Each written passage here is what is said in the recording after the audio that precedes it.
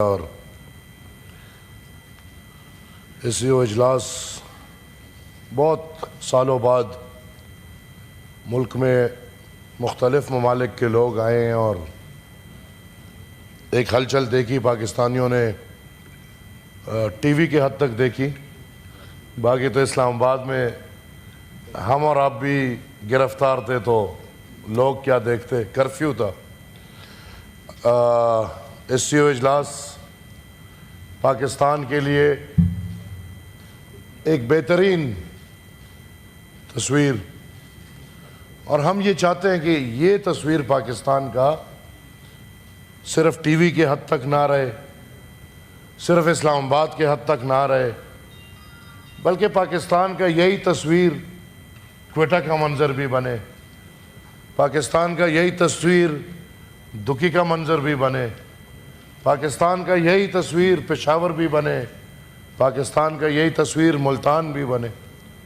یہی ہماری خواہش ہے. اور مبارکباد پیش کریں گے صدر صاحب کو، PM صاحب کو، فارن منسٹر صاحب کو، اور پھر خصوصاً میرے بھائی نہیں آئے انٹیریئر منسٹر صاحب کو، جنہوں نے بالکل یہ ایسے حالات میں جب ہم سمجھ سکتے ہیں کہ پاکستان کے اندر سے اور باہر سے پاکستان از آلموسٹ بریچڈ. میں دوبارہ بولتا ہوں کہ Pakistan is almost breached security wise. ان حالات میں یہ اجلاس پرامن ہونا، بھلے کرفیو تھا لیکن it's a very big thing. اور میں نے دیکھا بڑے بڑے منسٹر صاحب رکھے ہوئے تھے، ان کو فوجی نہیں جانے دے رہے تھے راستے میں. ہمیں بڑی منتیں کرنی پڑی. اسپیشل کمیٹی کے اجلاس میں جا رہے تھے لیکن بڑا اچھا کنٹرول ہوا. اور اس سے ایک میسج ہمیں ملا دل میں کہ اگر پاکستان کچھ کرنا چاہے تو بہت کچھ کر سکتا ہے. اگر اسلام آباد میں یہ ہفتہ دو ہفتے پرامن گزرنے تھے، ریاست نے یہ فیصلہ کر لیا تھا کہ یہ ہفتے دو ہفتے پرامن گزرنے چاہیے، پھر نہ PTI کی چلی، نہ علی امین گاڈا پور بھی غائب، پھر سب غائب، پھر اسلام آباد پرامن، پھر ہمیں نہ دہشت گرد دکھا. اللہ خیر کرے. جو خبر ایک گزر رہی ہے، شکر ہے کہ ایسا، میں پھر کہوں گا شکر ہے کہ ایسا کوئی واقعہ نہیں ہے. لیکن ہم یہ چاہتے ہیں کہ یہی ارادہ جو 2 ہفتے اسلام آباد کے لیے تھا، یہی ارادہ ہمیں چاہیے اس ریاست کا پورے پاکستان کے لیے، کہ پاکستان میں کسی بھی دہشت گردانہ کارروائی وہ ریاست کے اندر سے ہو، وہ ریاست کے باہر سے ہو، وہ مذہب کے نام پہ ہو، وہ قومیت کے نام پہ ہو، یا اس کے پیچھے کوئی بھی سوچ یا فکر یا منصوبہ ہو، اس کے ساتھ ایسے ہی ڈیل کرنا چاہیے جیسے یہ 14 دن اسلام آباد کے ساتھ انہوں نے ڈیل کیا ہے.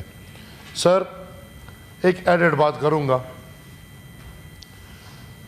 ہم 7-8 درجن سینیٹرز ہیں میرے خیال میں پورے پاکستان میں.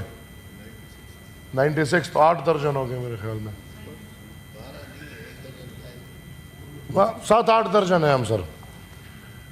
اور سر ہمارا فیسلٹیز میرے خیال میں ہم یہ کہ ہم لوگ کہیں نمائندگی کر رہے ہیں، قوم کی نمائندگی کر رہے ہیں، پارٹیز کی نمائندگی کر رہے ہیں، نظریوں کی نمائندگی کر رہے ہیں، اور اس کے بجائے ہمیں شاید تنخواہ ملتی ہے اور تنخواہ کے ساتھ ادھر فلیٹ ملتے ہیں جس میں سینیٹرز اور MNAs زندگی سکون سے، امن سے گزار سکیں اور ان کو استعمال کرتے ہوئے پارلیمنٹ آئیں اور واپس جا سکیں.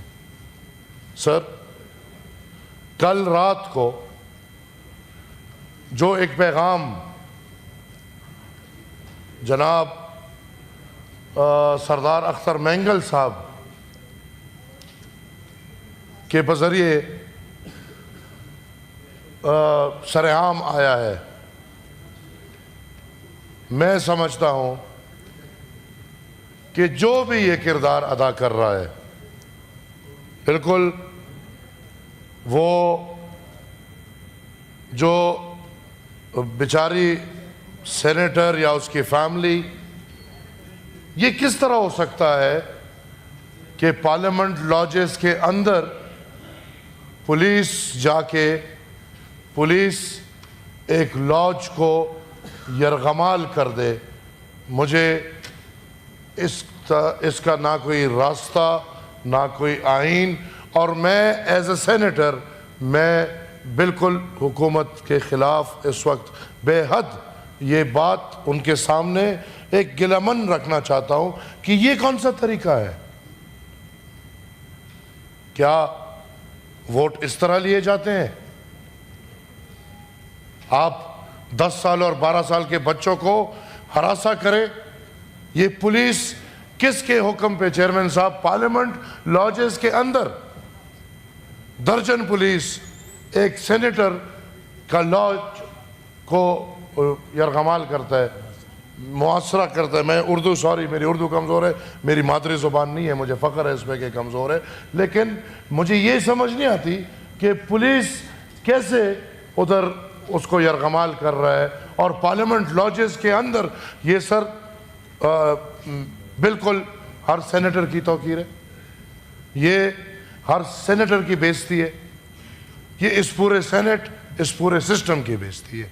मैं बिल्कुल ये वार्निंग देना चाहता हूँ कि अगर उधर खुदा न खास्ता हम पुख्तून, बलोच, सिंधी, पंजाबी सब एक इज़्ज़तदाराना रवायात रखते हैं और औरतों के लिए हम सब इज़्ज़त की बात करते हैं।